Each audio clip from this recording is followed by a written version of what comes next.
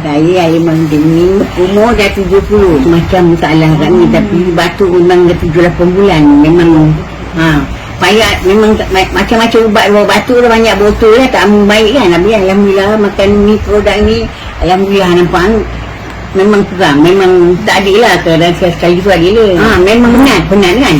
Memang penat jalan, memang payah jalan. Sekarang alhamdulillah Lift Royal Ginkgo, DMG dengan Tiger Rock.